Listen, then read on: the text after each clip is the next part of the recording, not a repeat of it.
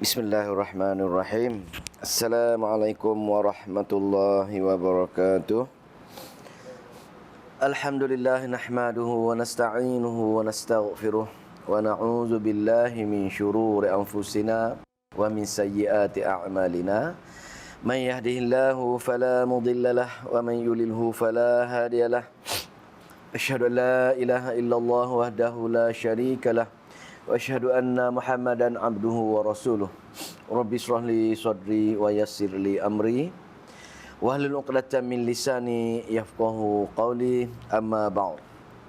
Alhamdulillah, malam ni kita sambung kuliah kita surah baru, iaitu surah An-Najmi.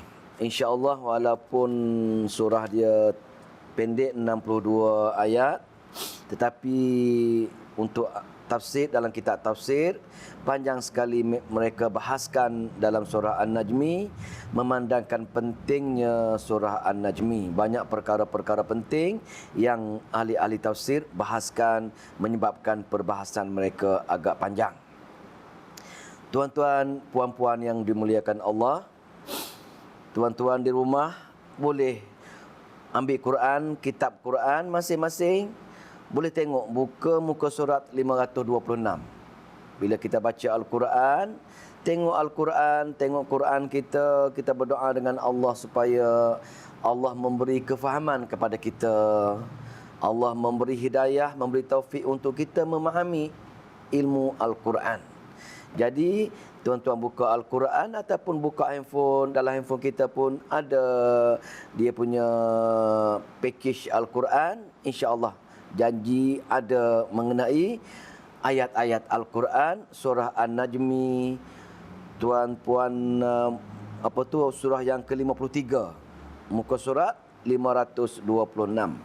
Kita baca, semoga Allah memberi kefahaman kepada kita akan maksud sebenar surah An-Najmi, insya-Allah. A'udzu billahi minasyaitonir rajim. Bismillahirrahmanirrahim. Wan najmi idza hawa ma dhalla sahibukum wa ma ghawa wa ma yantiqu 'anil hawa in huwa illa wahyun yuha.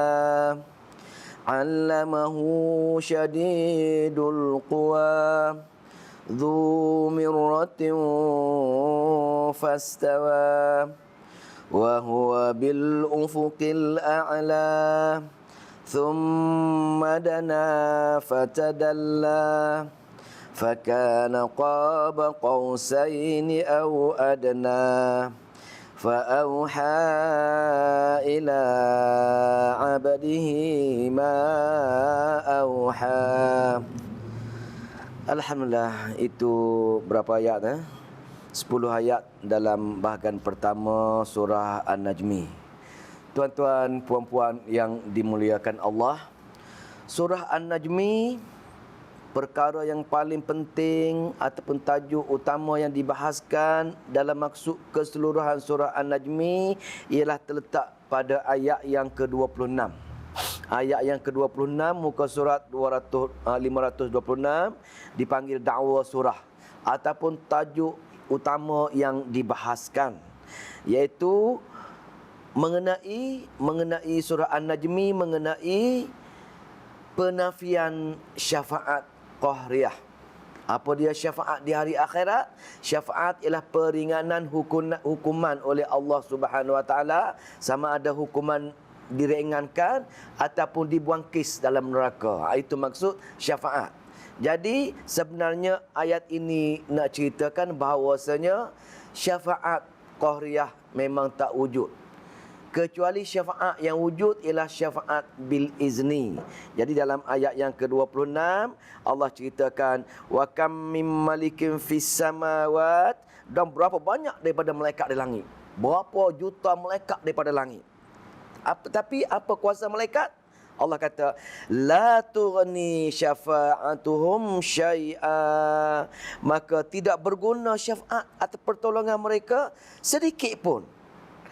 Illa an ya'zanallah, kecuali dengan izin Allah. Ini dipanggil syafaat bil izni. Maka tak boleh kita minta dengan malaikat, bukan sahaja malaikat, dengan nabi, dengan wali-wali, dengan ulama-ulama. Syafaat tidak dibenarkan kita minta dengan golongan-golongan ini.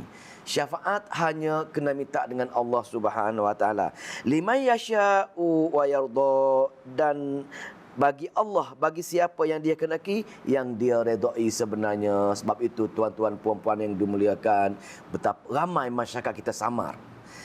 Samar, dia ingat ke bila Nabi bagi syafaat, dia minta syafaat dengan Nabi, maka mereka mengeluarkan wang banyak, ribuan ringgit, pergi umrah ke, pergi haji ke, di samping buat ibadat umrah, buat ibadat haji, mereka mengambil kesempatan meminta pergi ke kubur Nabi, memohon syafaat daripada Nabi. Mereka telah membuat satu syirik besar, syirik kubra, syirik akbar.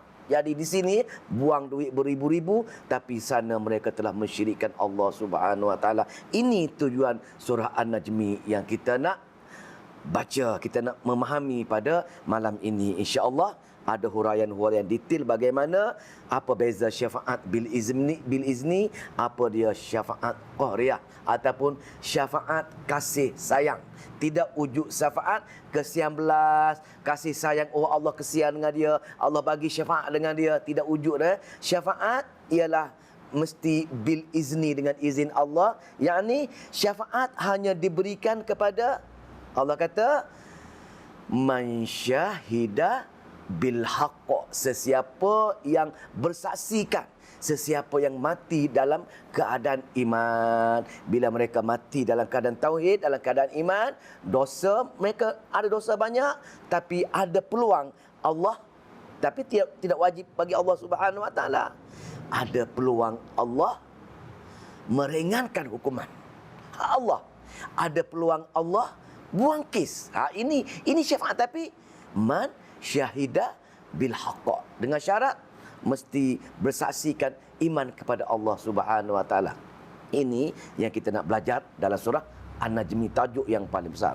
Walaupun itu tajuk utama dia, banyak lagi tajuk-tajuk penting di mana, sebagaimana tuan-tuan puan-puan yang sedia maklum, dalam kitab Al-Quran ada 3, seringkali saya cakap dalam mana-mana kuliah saya, ada 3 perkara utama yang Allah nak ceritakan dalam kesimpulan Al-Quran. Perkara pertama ialah Allah nak kenalkan diri dia. Yakni bila Allah kenalkan dengan dia, kita kenal dia, kenal zat dia, kenal sifat dia, maka timbul perasaan takwa. Yakni apa takwa? Takut dengan Allah, kita pun taat dengan dia. Itu takwa. Takut dengan dia, jaga hukum-hukum dia, maka itu dipanggil takwa. Itu Allah nak kenalkan dia. Dan perkara yang kedua ialah Allah nak kenalkan Rasul dia, Nabi dia. Dilantik Nabi dia, suruh sebar bagi kitab wahyu. Maka Nabi pun sebar kitab wahyu, maka umat pun memahami kitab wahyu tersebut. Untuk apa? Untuk kenal Allah. Dan dalam bentuk kata-kata Nabi, dalam bentuk hadis. Maka akidah, kitab Allah, hadis, amalan-amalan daripada hadis Nabi. Mana jangan jahil Al-Quran, kita cenderung kepada kita gagal tauhid, kita jahil hadis, kita cenderung kepada tidak membuat perkara-perkara sunnah, kita cenderung kepada bid'ah. Dan yang ketiga dalam kitab Al-Quran ialah nasabit dengan adanya hari akhirat. Maka tujuan dia ialah bukan sahaja kita tahu hari akhirat. Semua orang mengaku Islam tahu adanya hari akhirat, kita akan mati pergi menemui Allah. Tetapi tahu setakat tahu saja, tidak berusaha untuk berikhtiar untuk pergi kepada hari akhirat tersebut. Kenapa? Pasal kita tak kenal. Kita tak kenal keadaan suasana di hari akhirat. Suasana syurga kita tak pernah dengar, tak pernah baca Al-Quran, tak pernah dengar hadis-hadis, maka kita tak ada perasaan nak pergi ke syurga. Cantiknya syurga, indahnya syurga tak terasa dalam hati kita untuk berkeinginan nak berikhtiar untuk pergi ke syurga. Begitu juga dengan neraka. Kita jarang sekali baca ayat-ayat Allah, terutamanya surah-surah daripada surah Sabah hingga surah An-Nas, cerita bab hari akhir, hari akhirat. Jarang bertadabbur, tak faham Al-Quran. Jadi kita tak takut dengan ugutan-ugutan, ayat-ayat takhwif ukhrawi, di mana Allah ancam dengan ayat-ayat dia betapa ngerinya neraka. Maka tidak ada perasaan takut. Bila tak ada perasaan takut, hanya setakat tahu saja, maka tuan-tuan, puan-puan yang dimuliakan Allah, kita tidak ada ikhtiar nak pergi, nak menjauhi neraka tersebut. Maka kita tak timbul soal takwa tadi, takut dengan Allah, dan kita tak jaga hukum hakam Allah. Itu 3 perkara yang dalam Al-Quran ceritakan. Perkara Allah nak kenalkan dia, yang tauhid dia. Yang kedua, Allah nak kenalkan Rasul dia untuk elakkan kita buat bid'ah. Dan yang ketiga, Allah nak kenalkan dia pada hari akhirat supaya kita dijemput olehnya untuk pergi ke syurga Allah yang kekal selama-lamanya. Tuan-tuan, puan-puan yang dimuliakan Allah, itu ringkasan dia. Jadi balik kepada surah An-Najmi, maka dakwa tadi ialah berkaitan dengan akidah, yakni untuk mentauhidkan Allah. Kita tak boleh, tak dibenarkan sama sekali meminta ataupun memohon syafaat daripada Allah, daripada selain Allah, walaupun nabi, walaupun wali. Pasal orang-orang Melayu kita ini amat menyayangi wali, ya. Kita ada wali Songo, wali sekian-sekian wali. Maka kita akan minta pergantungan hati kita kepada wali-wali tersebut. Insya-Allah bila kita jumpa ayat yang daripada ayat 20 hingga ke bawah itu akan cerita bab-bab ini. Tuan-tuan, puan-puan yang dimuliakan Allah, kita tengok surah An-Najmi. Walaupun dakwa tadi cerita bab dakwa, bahagian pertama dia cerita bab kerasulan. Nak cerita bab kebenaran Rasul, kebenaran Allah pilih Nabi, kebenaran Allah hantar Al-Quran. Benarnya Nabi menyampaikan Al-Quran, dan Al-Quran daripada Allah Subhanahu Wa Taala. Baru tengok baca surah, tengok surah An-Najmi. A'udzubillahi minasyaitonirrajim. Wan najmi idza hawa. Wan najmi, dan demi bintang. Allah bersumpah dengan bintang. Ada juga yang tafsir mengatakan nama-nama bintang tersebut, tapi umumlah, pasal banyak itu di antara tafsir-tafsir sekali. Tapi umum, wan najmi, Allah telah, dan demi bintang. Bagaimana? Iza hawa, bintang akan terbenam. Bintang, orang-orang Arab zaman dahulu menggunakan bintang sebagai panduan, sebagai mereka ikut, takut-takut sesat. Maka bila ada bintang A, bintang B, bintang C, mereka kenal arah pergerakan bintang tersebut. Maka sama ada mereka berjalan mereka di lautan ke, mereka di daratan ke, maka mereka akan mengikut bintang-bintang tersebut. Maka Allah bersumpah dengan tempat yang mereka ikut, takut-takut sesat. Maka Allah kata wan najmi idza hawa, dan demi bintang apabila terbenam, maka mereka tak boleh ikut lagi. Siang hari terbenam, maka dah cerah, tak boleh ikut lagi. Itu bab bintang. Ada juga tafsir lain mengatakan Allah bersumpah dengan bintang ini kerana apa? Pasal ada satu kumpulan daripada Nabi Allah Nuh, lagi pergi Nabi Allah Ibrahim yang menyembah bintang. Mereka mengatakan di bintang ini ada roh-roh wali yang bergantung di bintang tersebut. Maka mereka nak minta dengan Allah, kena menggunakan perantaraan roh-roh wali yang bergantung di bintang tersebut. Ada juga tafsir yang mengatakan sedemikian. Tapi ringkasan kita, Allah demi bintang, yakni makhluk Allah Subhanahu Wa Taala. Allah bersumpah dengan dia bahawasanya demi bintang yang sampai masa dia terbenam. Maka jawapan sumpah, jawapan kepada qasam, apa dia? Ma dhalla. Maka wahai umat, wahai pembaca Al-Quran, ma dhalla sahibukum, tidak sesat kawan kalian, kawan kamu tak akan sesat. Allah letak ayat sahibukum, teman kamu, kawan kamu. Kenapa? Pasal Quran diturunkan mula-mula untuk orang Arab, maka Allah panggil teman ataupun kawan kamu pada orang Arab. Pasal orang Arab memang Nabi ini amat rapat. Mereka amat-amat mengenali Nabi kita. Pasal mereka menghormat. Sebelum Nabi mengajar wahyu, mereka amat-amat menyanjungi Nabi. Mereka menggelar Nabi Al-Amin. Nabi, mereka tahu Nabi orang yang paling baik. Nabi orang yang paling sempurna sifat dia. Mereka menyanjungi Nabi. Maka tapi bila Nabi mula menyampaikan wahyu Allah, mereka mula lawan Nabi. Kenapa? Pasal ajaran Nabi tadi menyentuh amalan mereka.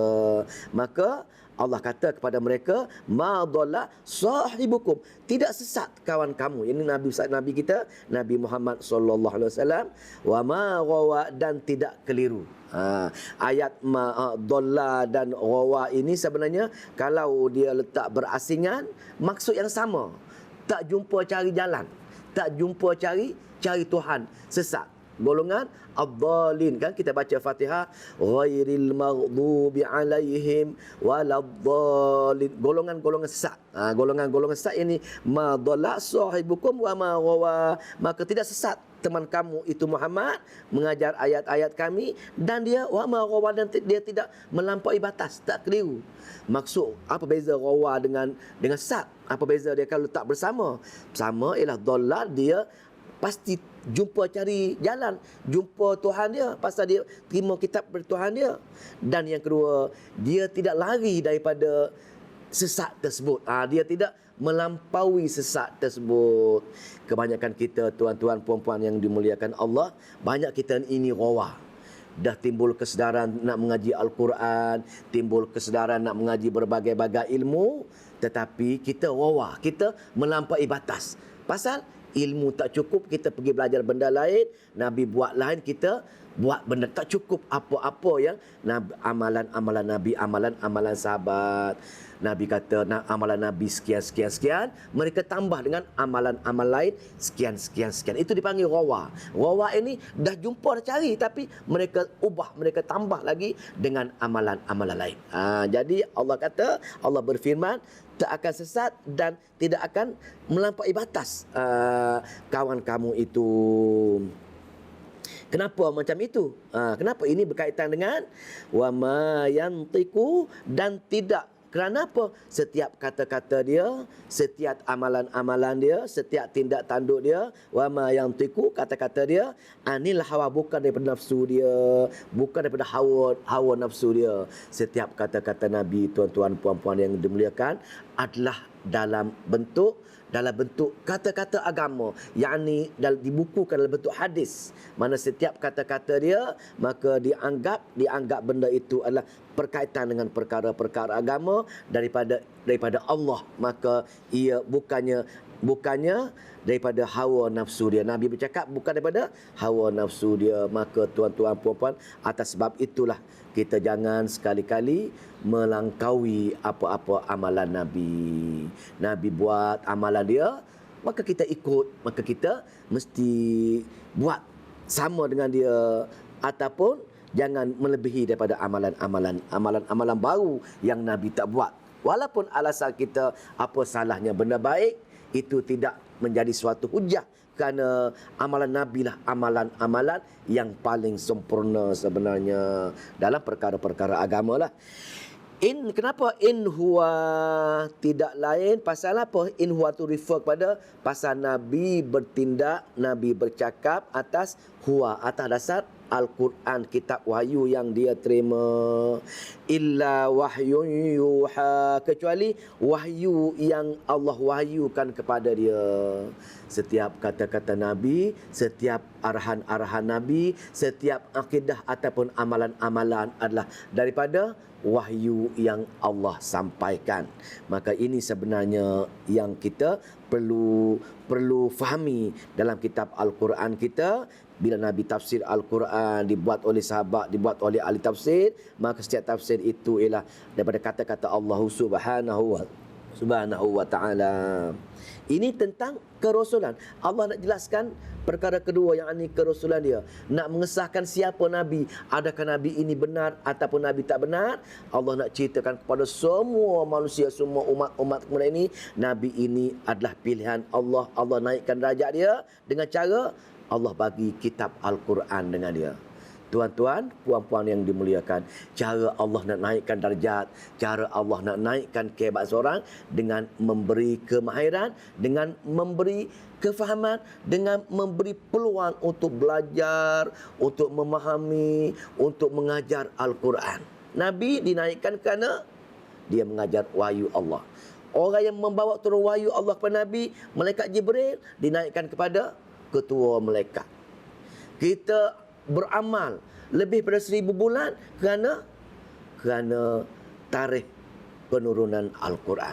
Apa-apa sahaja yang berkaitan dengan Al-Quran, maka Allah akan naikkan darjat dia. Maka memahami perkara ini, maka tuan-tuan, puan-puan, kita perlu berusaha, perlu tinggalkan amalan-amalan yang lama kita, maka beri tumpuan kepada untuk belajar, memahami dan beramal dengan kitab Allah. Insya-Allah semoga ada mana-mana masa yang kita ada sekarang ini, kita kena lipat gandakan lagi cara sekurang-kurangnya sebelum kita dijemput untuk menemui Allah Subhanahu wa taala, kita kena selesai memahami satu Al-Quran ataupun 114 surah ataupun 30 juzuk insya-Allah. Jadi bila Allah kenalkan Nabi dia, Allah nak kenal dia, betulkah Nabi ini sampai kan wahyu daripada Allah? Allah cerita bagaimana cara nak betul-betul genuinnya ilmu wahyu, genuinnya Al-Quran daripada Allah kepada Nabi. Maka Allah cerita pula bagaimana cara Nabi terima wahyu tersebut. Ayat seterusnya, allamahu, orang yang mengajar dia, diajar kepada Nabi tadi. Diajar kepada Nabi, allamahu, pengajarkan kepadanya, syadidul quwa, orang yang sangat kuat. Ini tafsir mengatakan Jibril lah ketua segala malaikat.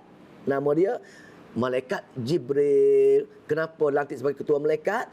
Kerana tugas dia menyampaikan wahyu kepada Nabi Musa pun dia, kepada nabi-nabi lain pun, semua daripada Jibril. Maka dinaikkan pangkat sebagai ketua segala malaikat. Jadi untuk Nabi besar, Nabi kita pun Allah kata, aku yang turunkan Al-Quran kepada Muhammad. Kamu kena percaya semua, wahai manusia. Kenapa? Allamahu, yang mengajarnya, syadidul quwa, orang yang sangat-sangat kuat. Kenapa macam ini, tuan-tuan yang puan-puan yang dimuliakan Allah? Kenapa orang kuat? Kenapa Allah dia katakan orang yang kuat yang menghantar Quran? Pasal malaikat-malaikat adalah perkara-perkara gaib. Kita tengok dalam makhluk ini, jin dan malaikat perkara-perkara gaib. Maka jin ini, namanya syaitan, berusaha untuk menggagalkan dan berusaha untuk menyamar, menipu kitab Al-Quran. Dikhawatiri untuk pemahaman manusia, takut-takut kalau malaikat tak kuat yang turunkan Al-Quran, waktu daripada langit sampai tengah jalan, diserang hendap oleh gerombolan jin. Bila jin serang hendap malaikat-malaikat, kalau malaikat tak kuat, maka syaitan jin tadi akan mengambil Al-Quran. Dia membisikkan benda-benda lain selain pada Al-Quran kepada Nabi besar kita. Maka Allah nak pastikan hebatnya, originalnya Al-Quran, selamatnya Al-Quran. Maka Allah perintahkan ketua segala malaikat yang Jibril. Allah kata sifat dia, apa dia? Syadidul quwa, sangat-sangat kuat. Allah kenalkan pula untuk siapa sifat-sifat malaikat Jibril. Pasal Allah nak kenalkan, nak tahu bagaimana cara Al-Quran diturunkan. Kalau orang-orang bukan Islam tanya kita, bagaimana Syekh Nabi terima Al-Quran, kita baca ayat dengan dia. Kita baca ayat-ayat ini, Allah ceritakan bagaimana cara Nabi terima Al-Quran daripada Jibril untuk menjaga keoriginaliti Quran tersebut, supaya masyarakat tak ragu-ragu lagi. Orang Arab, baca begini, rupa-rupanya original Al-Quran. Takut-takut dia khawatir, dia samar. Takut-takut yang sampai dengan Nabi itu bukannya original. Maka Allah nak ceritakan dengan detail sekali sifat-sifat malaikat untuk menjaga keoriginalan Al-Quran. Itu pertama, sifat yang pertama. Sifat yang kedua, Dzumiratin. Dzumiratin ini mempunyai kekuatan. Tadi sudah kuat tenaga, kuat badan yang kuat, perkasa dah. Dalam kitab hadis, tuan-tuan puan-puan yang dimuliakan, besarnya malaikat Jibril ini, ada hadis mengatakan 600 sayap dia ada. Satu sayap saja hujung dunia ni, timur ke barat, satu sayap saja. Ada hadis lain pula, satu sayap saja boleh angkat dunia ini. Tengok besarnya malaikat, tuan-tuan puan-puan yang dimuliakan. Siapa nak lawan dia? Siapa nak lawan dia? Maka itu kekuatan tenaga dia. Dan sifat kekuatan lain, Dzumiratin. Dzumira ni mempunyai kekuatan. Tafsir mengatakan ada 3 tafsir. Dzumirah ni apa dia? Yang pertama, kuat tenaga tadi lah. Kuat tenaga tadi. Yang kedua, kekuatan akal fikiran. Akal tak akan lupa. Sikit pun tak akan lupa. Tak akan tersasul, tak akan tersalah. Sebagaimana kita lah, sering salah baca 3 kul pun kadang-kadang salah. Tapi malaikat Jibril tak ada. Tak mungkin salah. Pasal apa? Pasal dia mempunyai daya ingatan yang paling-paling kuat, tuan-tuan yang mulia. Kenapa? Allah buat. Allah kata, Dzumiratin. Mempunyai kekuatan. Kekuatan badan, fikiran. Dan yang ketiga, tafsir yang ketiga, hujah yang ketiga ada mengatakan juga, Dzumirah juga ialah kekuatan dari segi kecantikan perwatakan tubuh badan. Cantik. Malaikat Jibril ini bila turun ke dunia, jumpa Nabi, dia berupa kepada bentuk manusia dalam orang yang wangi, cantik, sempurna. Kenapa kesempurna? Supaya Nabi boleh duduk dekat dengan dia tanpa rasa apa-apa tak selesa.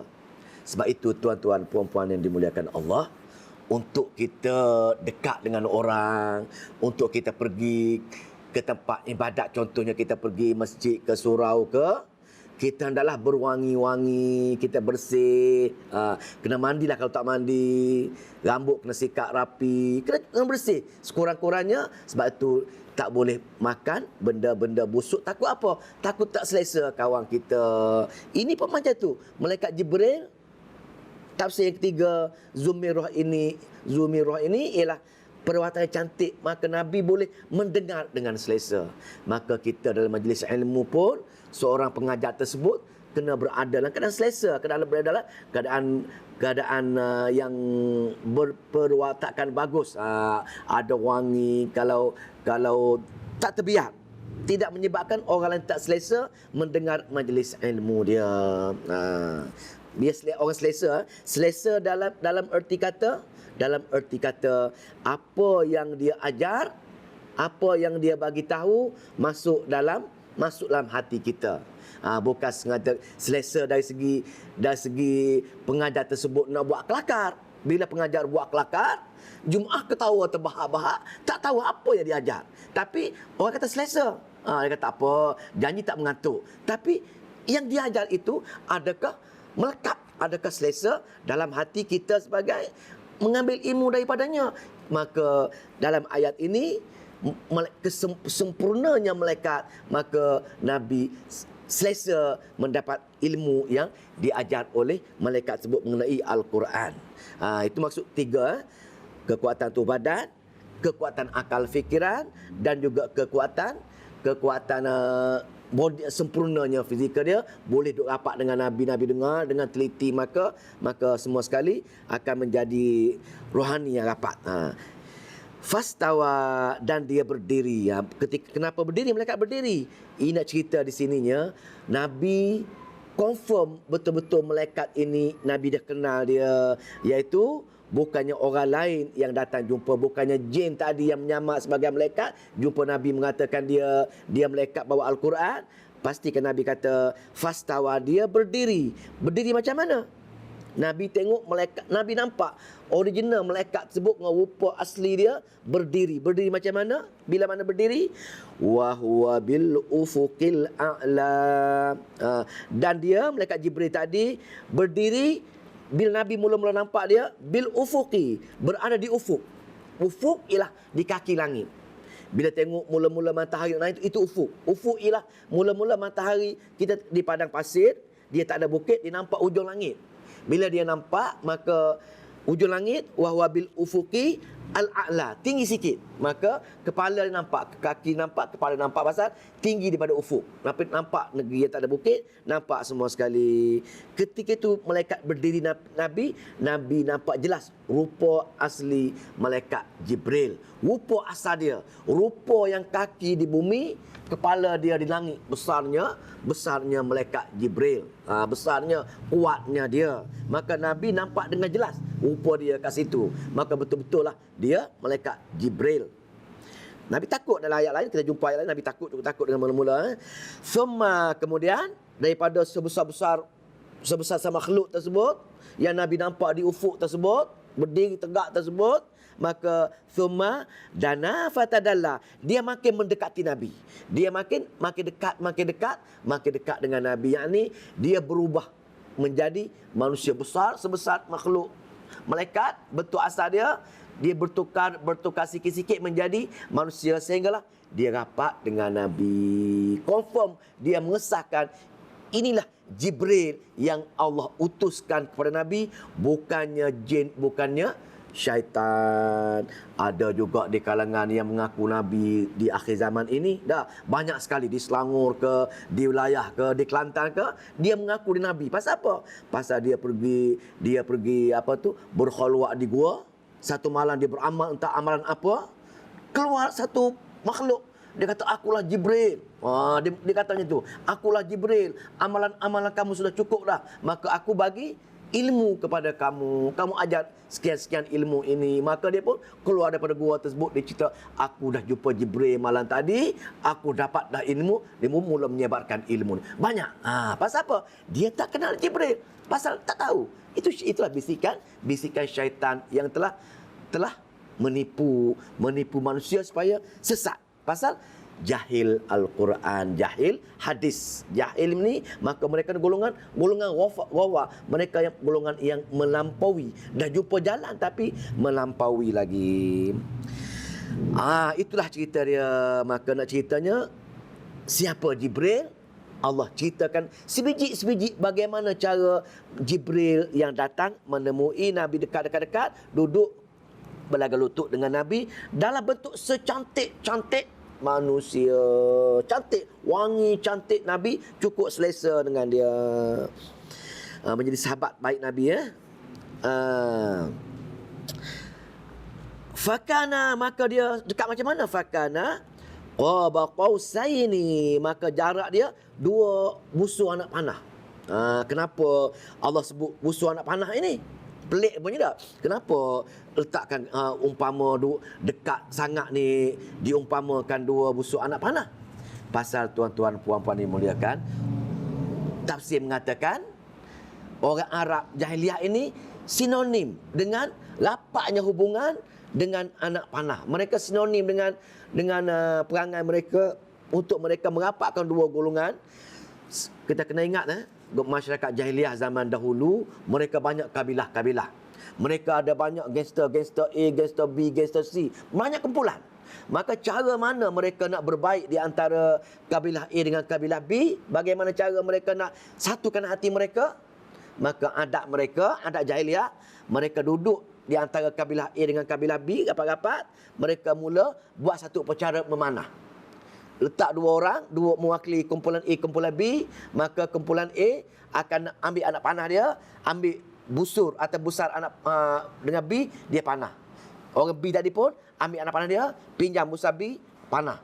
Maka bila selesai panah, maka fizikal mereka rapat, hati mereka pun sehidup semati.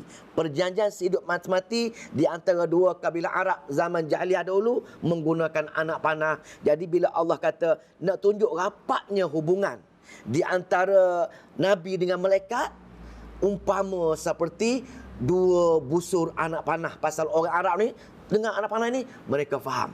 Maka dalam hati pun rapat, dalam fizikal pun, jasmani pun rapat, rohani pun rapat. Begitulah Nabi Muhammad dengan malaikat Jibril. Nak cerita rapatnya hubungan mereka, maka Nabi dengar sebiji-sebiji wahyu daripada malaikat Jibril. Tak tersasul, tak tersalah.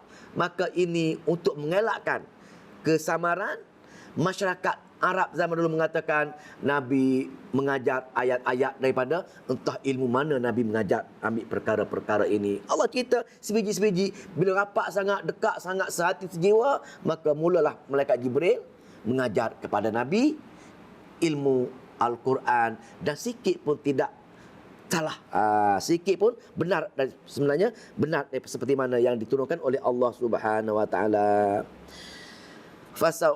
Qausaini au adna, atau lebih dekat lagi. Lebih dekat ini al-tafsir mengatakan rujuk rohani.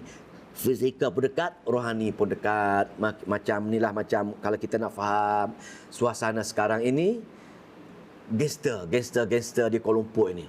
Ada gangster kumpulan 22 ke, kumpulan 23 ke. Apa-apa gangster tadi, dia buat upacara minum darah. Sama konsep ni. Konsep nak merapatkan hubungan, A minum darah B, torek, B minum darah A. Maka itu konsep merapatkan hubungan. Arab Jahiliah dulu, dia pemanah, dia kira.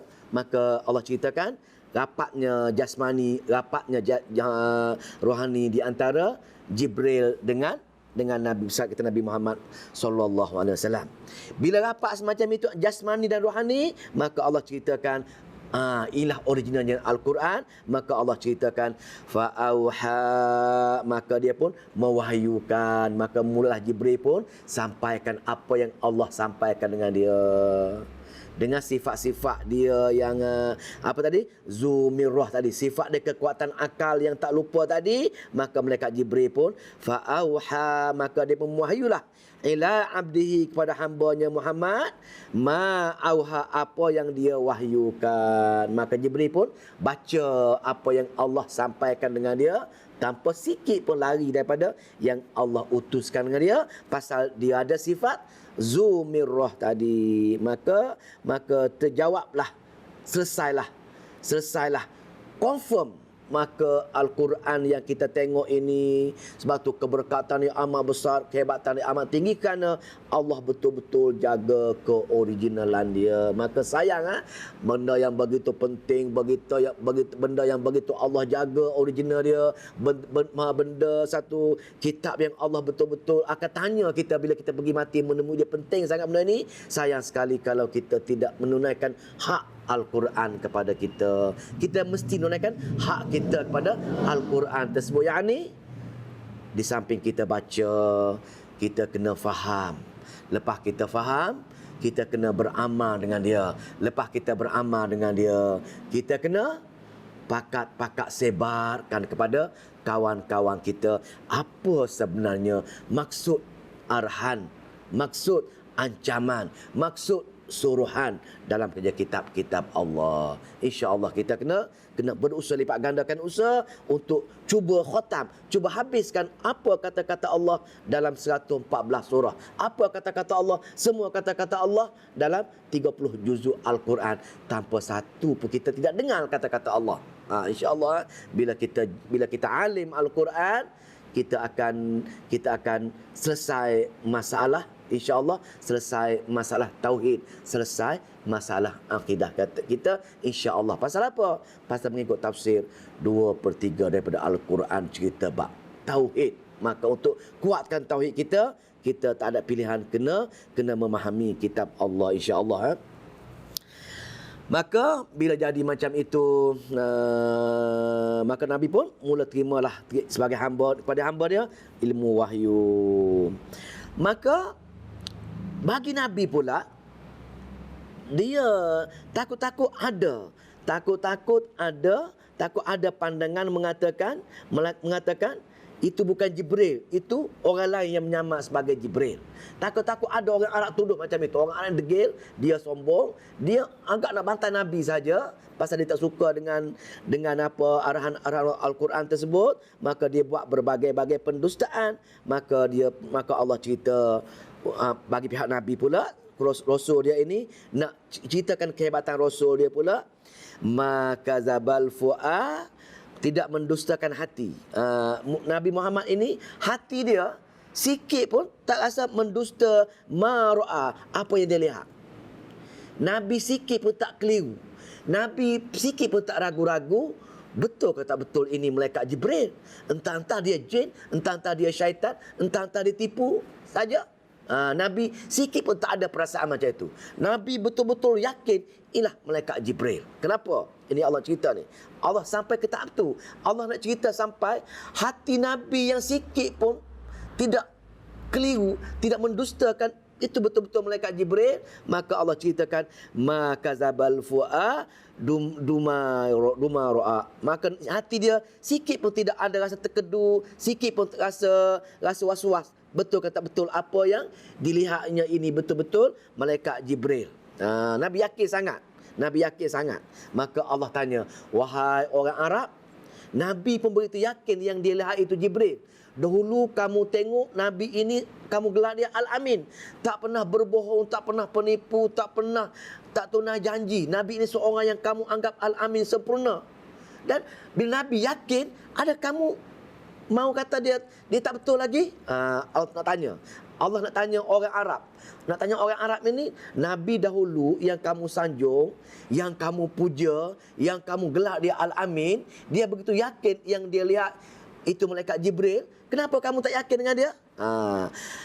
Afatumarunahu ala ma yara? Maka apa kamu membantah?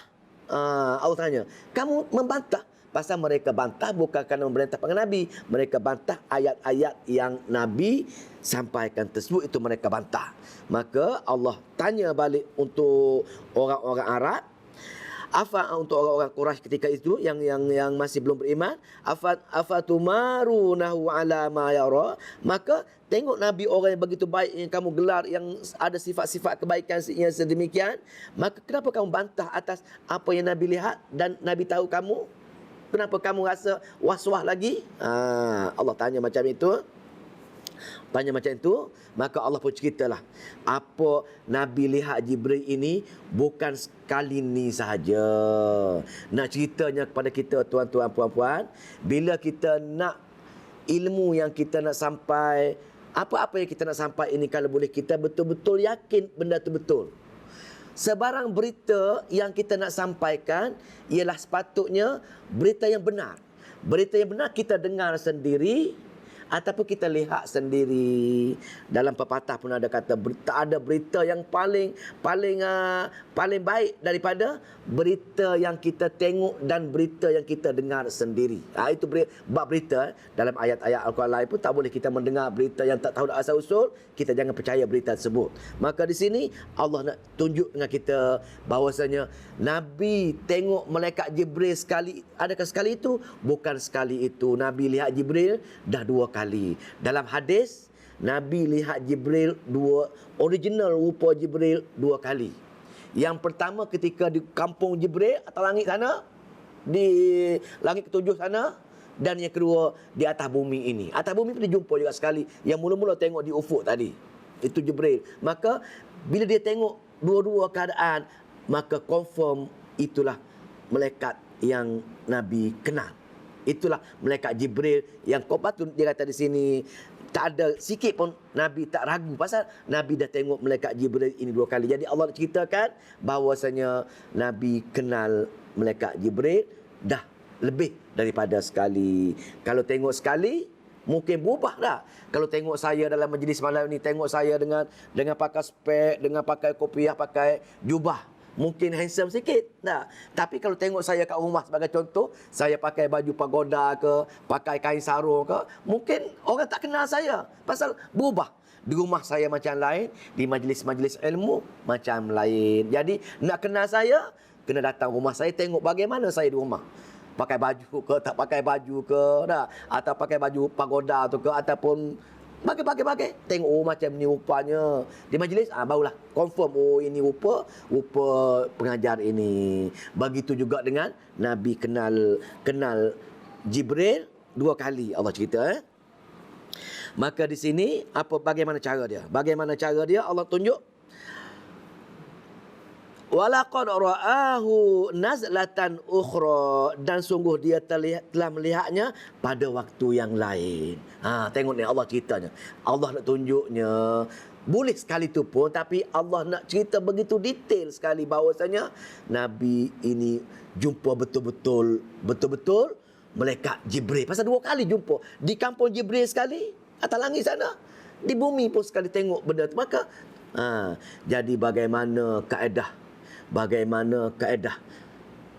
fahaman-fahaman kita mutakhir ini, zaman sekarang ini, dah jumpa dengan syekh tu, jumpa dengan syekh ni, mengaku, malam tadi saya dah jumpa dah dengan Syekh Qadir Jalani. Syekh Qadir Jalani ajar saya sekian-sekian ilmu, maka confirm saya kenal. Bila dia kenal Syekh Qadir Jalani, maka dia hanya mendengar, tengok sekali tu je. Kecuali lah dia lahir sekali dengan Syekh Qadir Jalani, barulah dia betul-betul kenal. Datang seorang tu pula, malam tadi saya jumpa dengan Nabi ajar saya sekian-sekian, Nabi ajar saya ayat-ayat untuk menahan daripada COVID ini. Malam tadi Nabi jumpa saya, dia ajar ilmu untuk mengelakkan COVID ini. Dia sebat dengan orang pula. Bila dia jumpa Nabi? Ini persoalannya. Nak cerita di sininya, kita nak cerita ni, kenalah biar logik dengan akal kita. Kita kenal ke tak kenal orang datang jumpa kita dengan mimpi tersebut. Kalau betul dia pun, itu untuk kita sendirilah.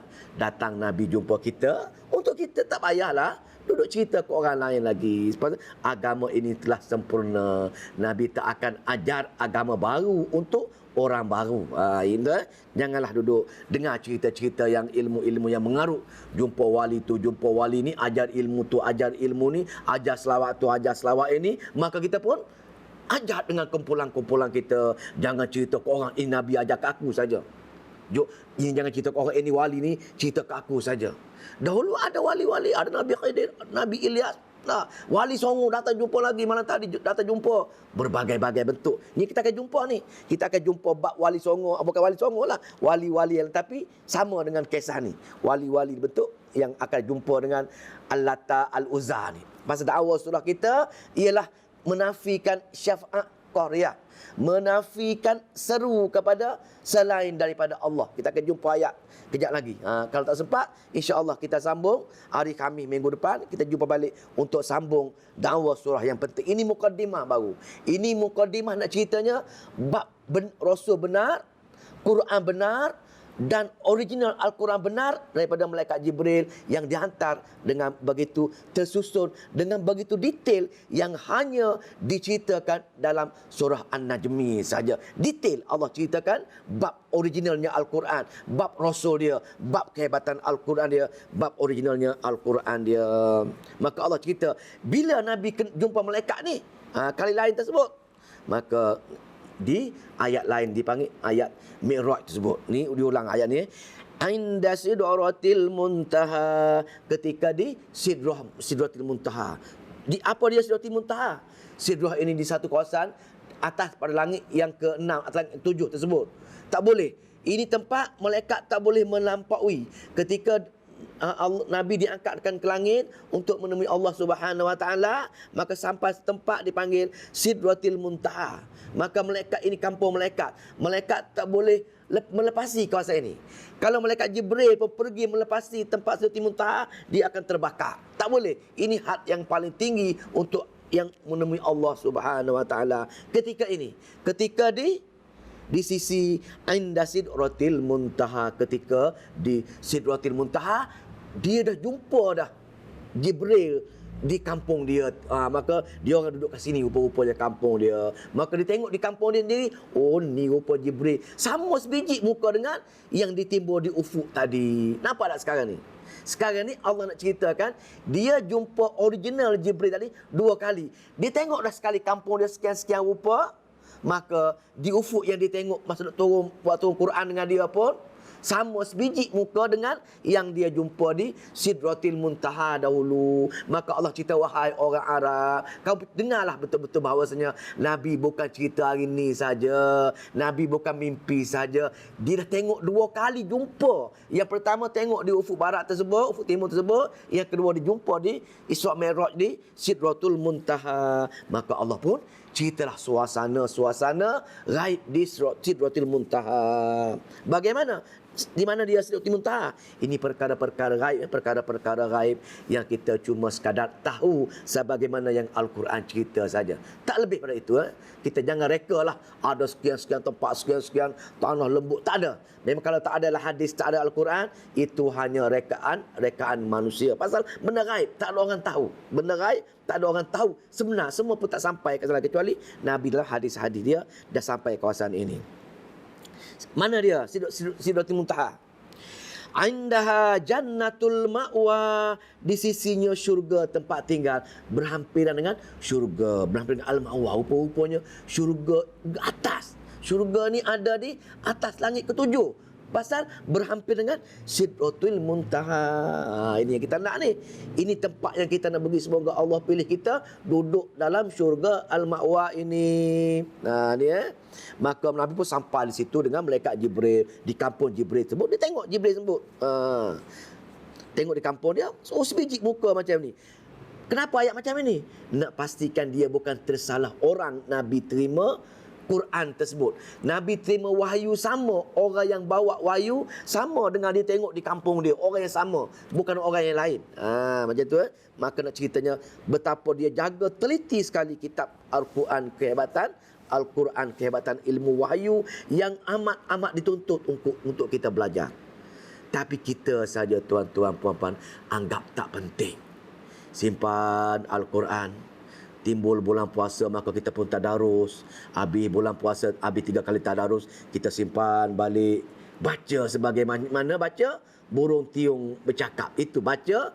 Memang betul baca Al-Quran memang ada pahala. Tak nafikan. Itu sebagai ahli ibadat. Walau bagaimanapun, itu ahli ibadat. Kita beribadat dengan pahala tersebut.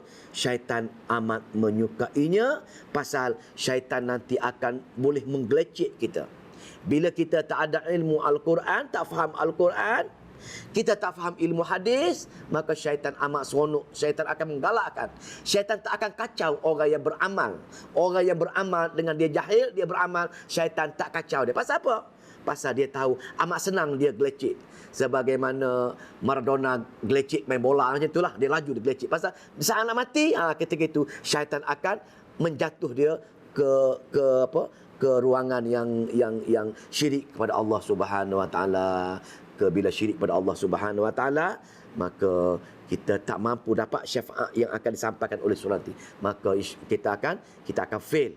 Pasal apa? Pasal kita bukan termasuk golongan man syahid bil haqq, man syahida bil haqq, bukan orang yang mati dengan keadaan kebenaran, keadaan hak tadi. Maka di sini maka apa suasana, macam mana suasana dia? Idh yaghsha sidrata yaghsha, ketika meliputi Sidratul Muntaha, apa yang meliputi. Ini banyak tafsir Quran dalam kitab-kitab tafsir, banyak sekali tafsir. Sidrah ini ada tafsir mengatakan sebagaimana pokok yang besar, sebagaimana seumpama dia kata pohon bidara yang amat besar. Ada berbagai-bagai tafsir. Ada mengatakan ketika itu warna dia yang Nabi pun tak boleh cerita pasal tak cantik sangat, luar biasa sangat keadaan meliputi Sidratul Muntaha itu, yang tak boleh cerita dari segi bahasa.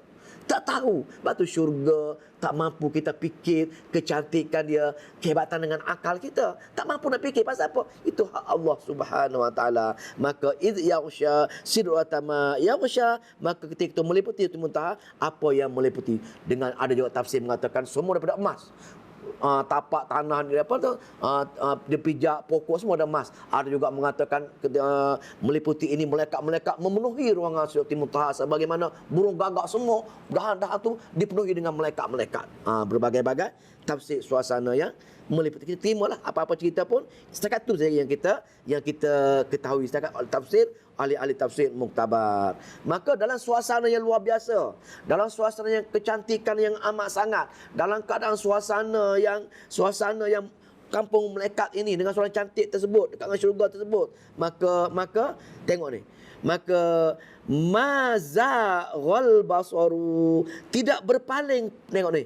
Nabi ketika itu Allah nak cerita ininya, Nabi nak tengok malaikat Jibril ni. Nak ceritanya betul-betul Nabi betul-betul teliti tengok malaikat Jibril, orang yang sama, orang inilah yang hantar wahyu dia ke bumi nanti. Maka di sini Nabi dan suasana macam ini, mazaghal basaru wa ma tagha. Maka penglihatan Nabi sikit pun tidak melampaui batas.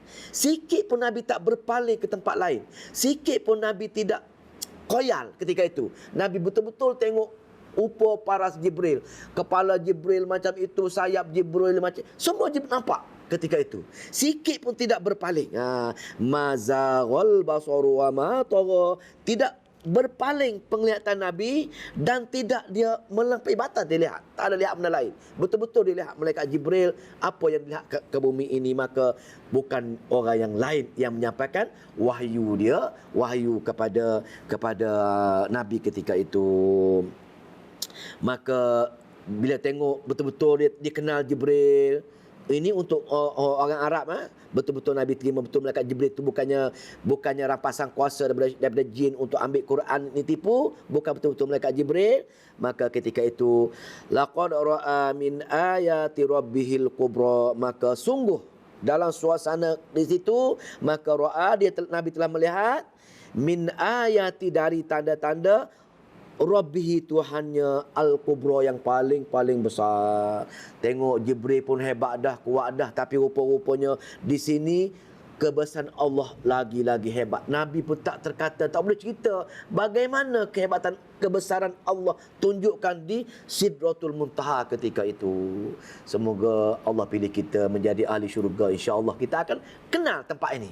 Jadi Allah pilih kita, keluarga kita, kawan-kawan kita, Jumaah-Jumaah yang duduk dalam majlis ilmu, Jumaah-Jumaah yang sama-sama belajar tadabbur Al-Quran, belajar hadis-hadis semua, insya-Allah Allah pilih kita semua duduk ke syurga. Maka kita akan pun sama berpeluang macam Nabi melihat keadaan macam ni. Cuma kita berdoa dengan Allah supaya Allah mempermudahkan kita untuk dapat benda ini, insya-Allah. Dapat benda ni. Maka itulah maknanya benda yang malaikat Jibril besar, tapi besar lagi kehebatan Allah tunjukkan dengan dia ketika itu. Maka bila sampai bab ini, maka jelas yang kita belajar malam ini, Allah nak kenalkan Rasul dia kepada kita. Betul-betul Rasul ini menyebarkan wahyu, Allah naikkan darjat menjadi seorang Nabi. Yang kedua, dia menyampaikan Al-Quran, betapa telitinya Al-Quran, betapa hebatnya ilmu wahyu Allah, berbagai-bagai kelebihan dia yang kedua. Dan yang ketiga, nak jaga originalnya Al-Quran yang kita belajar ini. Ialah malaikat Jibril itu kan hantar, itu pun Allah lantik sebagai ketua malaikat kerana terlibat dengan Al-Quran menyampaikan wahyu. Maka ketika itu semua-semuanya tentang kerasulan, tentang hebatnya Al-Quran yang disampaikan itu sampai ayat yang ke-18. InsyaAllah ayat yang ke-19 itu baru kita nak masuk isi dia, baru kita nak masuk poin dia, yakni apa dakwah sebenarnya. Saya buat itu, apa dakwah sebenarnya, iaitu afara'aitumul lata wal uzza. Maka apakah kamu perhatikan Lat dan Uzza, wa manat dan manat ats-tsalitsat ukhra, yang ketiga yang lain. Tiga wali. Ni baru sebut tiga wali ni. Tiga wali yang kita baru nak baca, yang Allah nak ceritakan kenapa kita bergantung harap dengan wali-wali ini. Wali ni masuk kita baca Wali Songo ini, kita minta berbagai-bagai ilmu dengan Wali Songo. Wali tu betul dia baik, dia betul dia hebat, dia alim. Tetapi kita ini yang syahulu minta yang bukan-bukan dengan dia, yang salahnya. Nabi betul, Nabi itu betul. Nabi Muhammad kita betul, Nabi Isa betul, Nabi Uzair betul. Tapi umat dia yang salah. Pergi duk minta bukan-bukan dengan Nabi Isa. Orang Yahudi pula pergi minta bukan-bukan dengan Nabi Uzair. Dengan Nabi kita pun umat-umat dia mutakhir ini, ada yang pergi minta bukan-bukan dengan Nabi kita. Itu bab Nabi. Bab wali itu bab lain. Dengan wali itu, dengan wali kutub, berbagai-bagai wali, minta yang bukan-bukan dengan wali. Ini surah ini nak ceritakan sebenarnya mereka ini tak ada apa-apa. Mereka benar, mereka orang alim, mereka orang baik, tapi anak buah ini yang menjadi ini tema, ini tajuk surah ini yang nak bincangkan. InsyaAllah kita akan jumpa lagi pada pada minggu hadapan, sambungan daripada ayat 19 surah An-Najmi, insya-Allah. Insya-Allah. Wallahu ta'ala.